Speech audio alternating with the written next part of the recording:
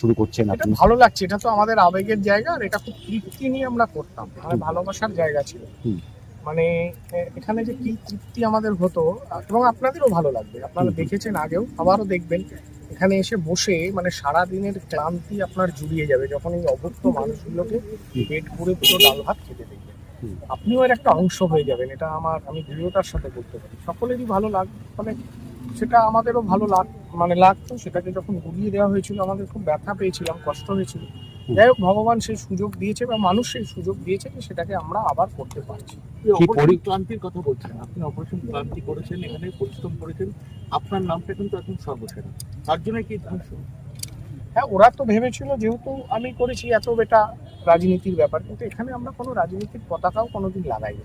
এবং আমাদের সাথে যুক্ত আছেন, আজকের দিনেও যুক্ত আছেন, তাদের আমরা রাজনৈতিক রং দেখে ডাকি। ডান বাম সাধারণ মানুষ অনেকেই যুক্ত আছে, এমন অনেক মানুষ এখানে আছেন যারা মতাদর্শগতভাবে আমার রাজনীতির ভিন্ন মত পোষণ করে। আগেও আমরা সেরকম ভাবেই করেছিলাম। আমি কোনো রাজনীতি করতে পারি, আলাদা কথা, সেটা আমার ব্যক্তি সত্তা। কিন্তু রামধনুর কোনো রাজনৈতিক সত্তা নেই, রামধনু একেবারেই একটা সামাজিক সংগঠন ছিল। কিন্তু যে মানুষরা এতদিন এই অঞ্চলে ক্ষমতায় ছিলেন, তাদের মেধাটা সে জায়গায় ছিল এবং তাদের রুচিটা অত্যন্ত নিম্ন রুচি ছিল। ফলে সেই মেধার জায়গায় থেকে তারা ভেবেছে যে আমি যুক্ত আছি মানে সেটা রাজনৈতিক কোনো জায়গা। ফলে সেই তাদের মধ্যে সেই হিংসা ছিল, সেই প্রবণতার জায়গা থেকে তারা শুধু ভাঙতে জানতো, তাই ভেঙেছে। আমরা গড়তে চাই, আমরা গড়ছি। কি পরিকল্পনা রয়েছে? এখানে মন্ত্রণা হবে এখন সুদীপ্ত দাস, মানে আপনি যেভাবে আপনি এত বিপুল ভোটে জয়লাভ করেছেন মানুষের আশীর্বাদে, হয়তো 100 জনের বেশি অতিক্রম করবে, সেই জায়গাটা কিভাবে দেখবেন? আমরা দেখুন, একটা কথা বলি। প্রথম কথা, এখানে আমাদের সামর্থ্য অনুযায়ী আমরা খাওয়াবো। 100টা 150 হতে পারে, বা যদি আমাদের ডোনেশন আসে আর একটু বেশি, বা মানুষ যদি আসে।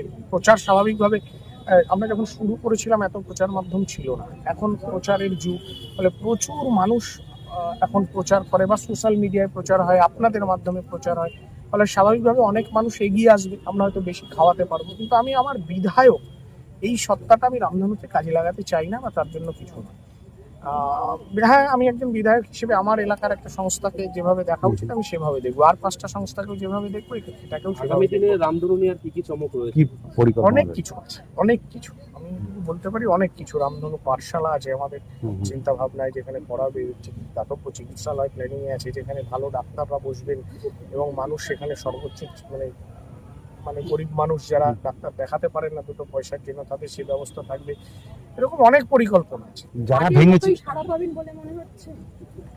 আমার তো ধারণা এবার আরো বেশি পাবো, কারণ জানেন তো, কোনো কিছু ধ্বংস হয়ে যাওয়ার পর যখন আবার সৃষ্টি হয়, তার মানে সৌন্দর্য আরো বেশি হয়। ফলে স্বাভাবিকভাবে ধ্বংসের পরে আবার নতুন করে সৃষ্টি, তো আরো বেশি সারা পাবে। বিধায়ক হিসেবে নয় রামধনু, বিধায়ক হিসেবে নয়, রামধনুর সৃষ্টিকর্তা হিসেবে সেই সকল মানুষদের উদ্দেশ্যে আজকে তিনি আমরা বলবো যে আমরা তো এই এত মানে এখন বেলা দুটো মানুষ, মানে একটা মানুষ কোনোদিন খেতে পারবে না এরকম মানুষ আমাদের অঞ্চলে থাকা উচিত না আমাদের মধ্যে। আমরা এত খাবার দাবার, ঝাঁ চকচকে ব্যাপার, এত আলো, সেই আলোর মাঝে কিছু মানুষ যাতে অন্ধকারে না থেকে যায়, আমাদের কোনো সহনাগরিক যাতে অন্ধকারে না থেকে যায়, এটা দেখা তো আমাদের দায়িত্ব। এত খাবার নষ্ট হচ্ছে চারিদিকে, এত খাবার, তার মধ্যে কিছু মানুষ অভুক্ত থাকবে, এটা তো হওয়া উচিত নয়। তাই আমি, আপনি, আমরা সবাই মিলে এই চেষ্টাটা করবো, এবং তাদের কাছে আমরা বলছি যে আমাদের বীজপুর অঞ্চলে কোনো মানুষ না খেয়ে থাকে। দাদা, আগামী 7 তারিখ রামধনু মিছিল আবার চালু হচ্ছে, মানুষের মনে একটা খুশির ছোঁয়া। যে রাজনৈতিক দলের ছত্রছায়ায় রামধনু মিছিল ভেঙে দেওয়া হয়েছিল, তাদেরও কি ইনভাইট, এবং অন্যান্য রাজনৈতিক দলদেরও কি? সমস্ত মানুষকে, আমাদের এখানে রাজনীতির কোনো ব্যাপারই নেই, তারা তাদের রুচি অনুযায়ী কাজ করেছে, আমরা আমাদের রুচি অনুযায়ী। সকলকে আহ্বান করছি যে আসুন, আমাদের শহরের কোনো মানুষ যাতে, আমাদের কোনো সহনাগরিক যাতে না খেয়ে না খায়, তার জন্য সকলে আসুন। রামধনু মিছিলটা তো আপনার রেলের জমিতে অবস্থিত ছিল যখন অস্থায়ীভাবে হতো, এখন তো আবার স্থায়ীভাবে ভবন করে এটা স্থায়ীভাবে কিছু নেই, এখনো তো রেলেরই জায়গা এটা। তবে আমরা রেলের কাছে নিশ্চয়ই আবেদন করব। রেল বহু জায়গায় সামাজিক কাজের জন্য অনেক জমি লিজ দেয়। আমি নিয়মটা সম্পূর্ণ জানি না, সেগুলো জানবো। যে